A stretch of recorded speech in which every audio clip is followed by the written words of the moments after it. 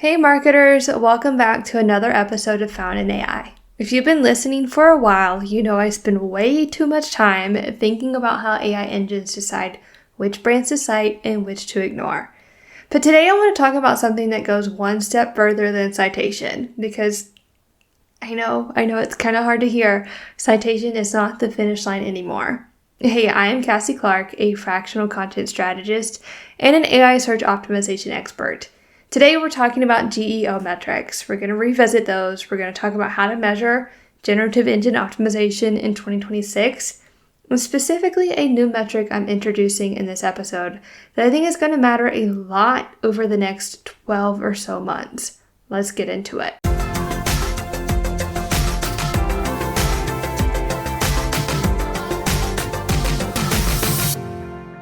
Alright, so here's where we are. Most marketing teams that I'm talking to are finally starting to track AI visibility in some form. They've got a prompt set that they're looking at. They're looking at citations across ChatGPT, Perplexity, Gemini, Google AI overviews, whichever one. Some of them are using tools like Profound or Peck or Otterly. Others are doing it manually in a spreadsheet. All of that is good. It's a huge step forward from where we were maybe even just 9 months ago. But there is a tiny problem. Almost every GEO measurement framework out there right now, including the ones I was teaching up until about a month ago, assumes the same thing, that a human is reading the AI answer. A human reads the answer, they form a preference, decide to click through to a page, maybe even go directly to a website and book a demo. That's the model that we were all working from. But that model is already starting to become out of date. Here's what's happening in 2026, especially as we move towards agentic commerce. Buyers are not reading the AI answer at the output as much. Instead, they're handing those tasks off to agents like ChatGPT agents, Claude in Chrome, Perplexity's new thing they've got going on, Cowork, whichever one that you're using. And those agents are the ones doing the reading now. They're the ones deciding which brand to click, which pricing page to open, which tool to drop into the comparison doc, which vendor to draft a shortlist email about. Heck, some of them are even drafting emails for you on your behalf and reaching out to the vendor directly. Now, this means that your brand can be cited beautifully in an AI answer and still lose the deal because the agent didn't choose to act on that citation. That gap between being cited and being acted on is the gap that GEO measurement has not caught up to yet. Now, I want to be really clear about something before I go further. I am not on this podcast today to tell you that citation doesn't matter anymore. It absolutely matters. We still need to track it because being cited is how you get into the consideration set in the first place. And for a lot of brands, especially B2B, the consideration set is the whole ballgame. What I'm saying is that citation alone no longer completes the picture. Depending on what you sell and how your buyers evaluate you, the action layer might matter just as much, sometimes maybe even more, than being cited. We'll get into how to think about that later. So that's what this episode is about. I want to really dig into all of it. Before I really jump into that new metric though, I want to give you the full stack because the new metric only makes sense in context when you think about all of the other ones. I've been teaching this kind of as like a 4-layer GEO measurement framework. Mostly when I talk about this on my blog or YouTube or LinkedIn or wherever, even here on the podcast, I'm usually focusing on presence, positioning, performance, and pipeline. So like the 4 Ps. Everything I'm about to say about this new layer is an addition to. It doesn't replace the 4, it just kind of sits on top of them. So it's 5 layers now. Let's walk through each one pretty quickly. So layer 1 is presence. It kind of answers, are you showing up at all? So that's your citation rate, mention rate, prompt coverage, platform coverage. This is the baseline. This is what you're going to measure when you do a baseline AI visibility audit. If you need help doing that, I've got a blog post and a tracking guide linked below in the show notes. Super easy, go do that. This is really, really the easiest thing to track. It's also the easiest thing to overvalue. Presence tells you that the door is open, but it doesn't actually tell you if you're winning the room. Which brings us to layer 2, which is positioning. Are you being represented correctly? Now, a lot of teams will see that citation, they'll high five, and they'll move on, but they don't actually check what the AI actually said about them.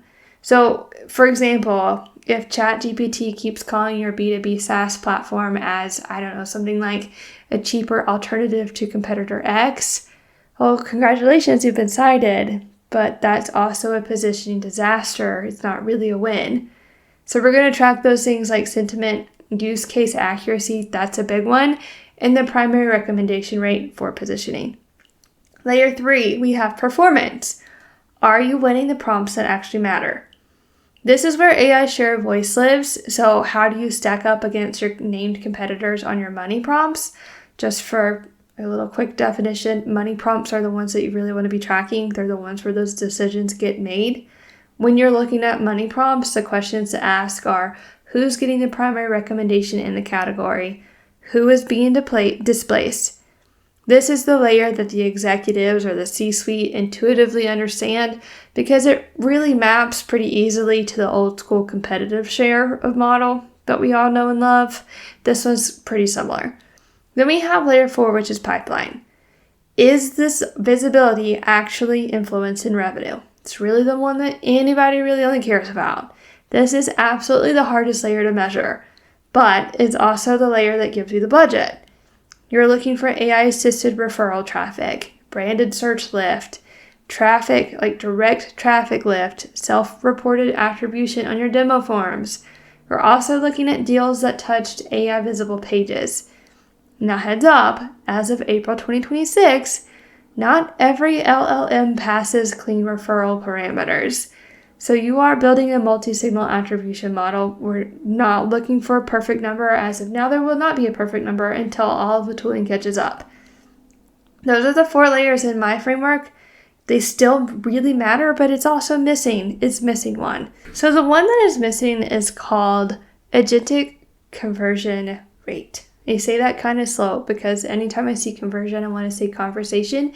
And I say this because I interviewed a guy for a HubSpot piece on conversion rates once, and he's like, it's a conversation. And now I get confused.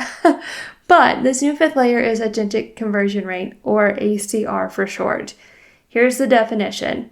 Agentic Conversion Rate is the percentage of AI agent interactions involving your brand that result in a meaningful next step taken by the agent. Not the person, but the agent.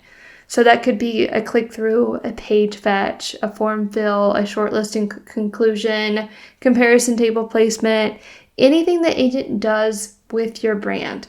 So in plain terms, out of every time an agent could act on your brand, how often does it? I'm going to be honest with you, I've been sitting with this one for a minute now, especially as I start using Cowork for more of my workflows and more of the things that, hey, go look at this page and tell me what it is. And there's a reason that I'm introducing it on this episode because it kind of really hit me this morning. When I'm watching these agents do these things, the citation is not the outcome anymore. The action is. So let me give you a couple examples of what this looks like out in the wild, like specifically for purchases.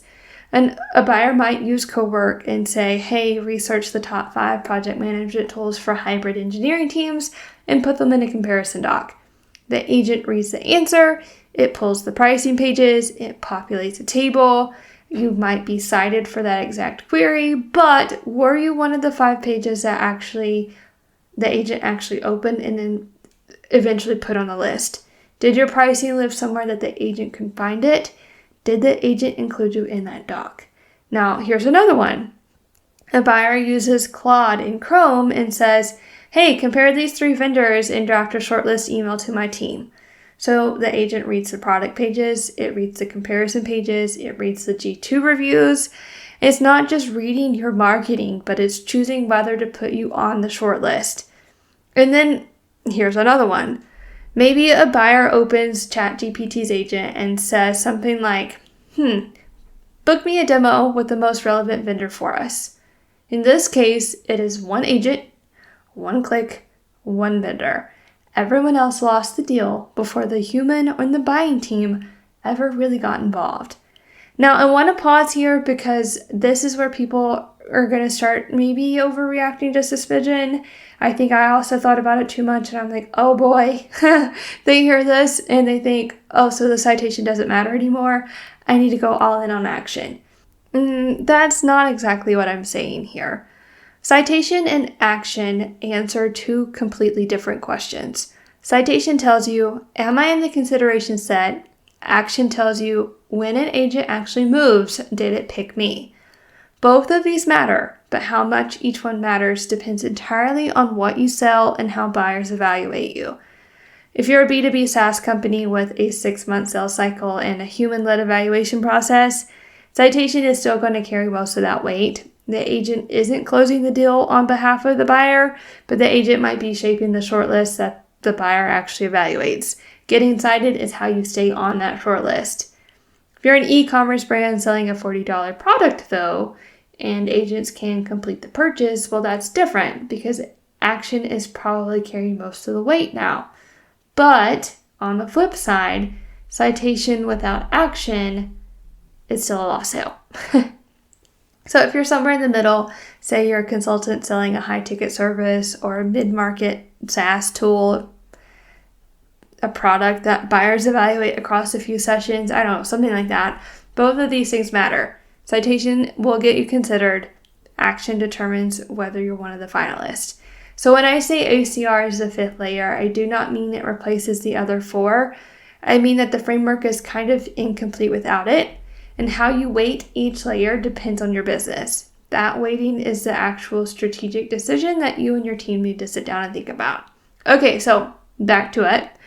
So let's talk about why your ACR is probably worse than what your citation rate is right now, and if you're in one of the business model where action actually matters. Most brands are starting to move towards optimizing for AI search optimization. I'm seeing it every day, but in this conversation of people asking like, okay, how do I do this? We're ready to do this now. We're not really thinking about what happens after citation. I mean, we are, like the big question is, does this affect our revenue? But we also need to think about how, well, if these agents are involved, what happens after that citation? Are they clicking? Are they making a purchase on behalf of the buyer? What's happening? I think maybe that's the thing that we haven't really thought of collectively together. But there are a few patterns that I'm already seeing that are causing some problems for brands that are maybe a little bit ahead of the game. For example, highly cited pages that are buried in JavaScript so heavy that the agents can't parse them, those are really not getting the action. You might be winning the answer, but you're losing the fetch or the click. Then we have pricing pages that are hidden behind contact sales buttons. If a human can't get to it, an agent can't get to it, and the agent wants the number that they can extract in 2 seconds to just drop into the comparison doc. So just make it easy for everyone involved, including the bots. Then we also have content that was written specifically for humans, especially this comparison content. I say that and I'm thinking, Cassie, duh, we're writing for people. And we are. But when we're doing comparison pages, we have to be factual and we have to be fair. It cannot be slanted as, oh, here's why we're better. And it comes off of like mean girl energy. We can't do that. These agents need structured feature by feature data. Keep it fair, keep it honest. That's how you'll end up with a listicle that actually gets cited. I say listicles and you all know that's a hill I will die on. I do not like them. But they do get cited when they're done correctly. So keep it structured, keep it fair. Every one of these is an ACR problem. It's not really a citation problem. The fix is not more content, but the fix is just making it so that you already have agent operable content. When agentic commerce becomes mainstream, we're moving that way. I don't have a crystal ball that, is really accurate, but I'd say it's probably by the end of the year, we're going to see more of it. And I just want you to be ahead of it now. But I do want to be honest with you. When I say, how do you measure ACR? The answer, as of April 2026, is messy. And I'd rather tell you that up front than sell you a clean framework that doesn't actually exist yet. It's just really something to be aware about. Here's what you can track today though. User agent detection in your server logs. Usually the agents identify themselves. You might see ChatGPT user or Claude user. If you're not already segmenting agent traffic on its own class in your analytics, that's a good place to start. You cannot improve what you're not seeing, so go look for it. Then we have agent depth of visit. It's a Monday. I'm recording this on a Monday. When an agent lands on your site, does it pull one page or does it pull 6 or 7? More pages fetched equals stronger signal that the agent is actually operationalizing your content in your brand, not just bouncing off of it and moving along. We can also start looking at self-reported attribution. Add a question to your demo form. Did an AI agent help you research this? It's primitive, it's directional, I will give you that, but it's also more than what most brands have right now if you start asking those very pointed questions. You also have sales team intel. This one is kind of underrated. Buyers are showing up to these calls with AI-generated comparison docs already drafted. Your AEs can just ask, hey, do you mind sharing the research doc that you used to get here? Sometimes when you ask, the answer is sure, here, why not? So just tell them, don't be afraid to ask, just try to go get it. You're going to learn more about your ACR from the 3 of these conversations than you might from your entire dashboard. Here's what we cannot fully track though. We can't track whether we made it into a comparison table inside someone else's ChatGPT session. We can't track whether an agent recommended us inside of a private agentic workflow that never even touched your domain. There's no really clean end-to-end citation to action rate as of now. The tooling is not there yet. I think it will be eventually. If you think about it, the pipeline KPI metrics, they were kind of messy for a bit before the attribution tools caught up. Same thing is going to happen here with the GEO metrics. Some of these tools are great. This is not one that they're doing just yet, but I think they will eventually. Measurement being imperfect, though, is not a reason to ignore a metric entirely. It is a reason to start paying attention to it, so that when the tooling does eventually catch up in 6 to 12 months, that we have that baseline data to compare it against. We're not starting from scratch when a new tool says, oh, hey, you can track this thing now. We're already ahead of the game. Okay, so there's one more thing I want to talk about before I let you go. This has kind of been stuck in my head for a bit since I had this conversation with a VP.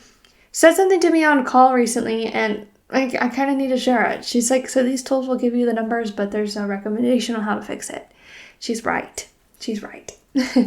The state of GEO tooling in April 2026 is, well, there's a lot of tools right now. We have a couple like Profound and Peck and Otterly and Athena. There are a bunch of them, and you can pay any of them to show your citation rate, your share of voice, your competitive gaps. They're going to give you charts, they're going to give you trend lines and alerts when you maybe drop in citation rate.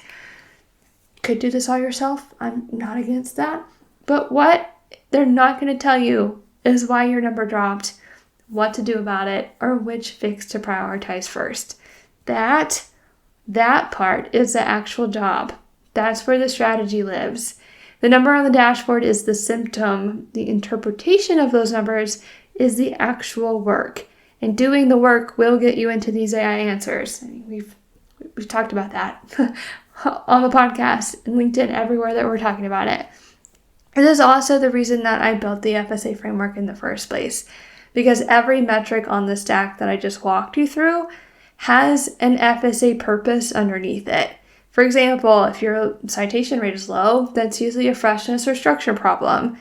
If you have a low primary recommendation rate, well, it's usually an authority problem. Now, low agentic conversion rate, the new one that we're talking about today, that's almost always a structure problem at the page level. Your content is readable for people, but maybe not so much for those agents. So the metrics are going to tell you where the fire is. The FSA framework tells you what's burning. If you're using a tool that shows you the numbers but leaves you staring at a dashboard wondering what to actually do, that's a bit of a gap. And that's the gap that I live in with my clients that I work with. If this sounds like where you are right now, the AI Search Visibility Audit is built for exactly this moment. It's not just the numbers, but it's what to fix, in what order, and why. Head over to CassieClarkMarketing.com or just check out the show notes. I'll leave a link there. Okay, so recap before you go, because this was a lot of information all at once. GEO measurement has 5 layers now. We have presence, positioning, performance, pipeline, and action. The 5th one, Agentic Conversion Rate. I say it again, I about said conversation. That is a new one. Almost nobody is tracking it yet. No one is really talking about it yet. I did see a couple other AI search optimization experts talking about it, but it's not part of the larger conversation. I want you to be aware of it now so that you have a window to start before your competitors do. I'll put the full written breakdown in the show notes. It's up on the blog this week. You can find it at CassieClarkMarketing.com. I'll probably also talk about it in the Visibility Report newsletter that goes out on Fridays. If you're not on the list and you want to be, also in the show notes. If this episode helped you, hit subscribe, leave a review if you're feeling generous. I would love you forever. And if you're figuring out how your brands show up in AI first search, you know where to find me. Until next time, stay visible.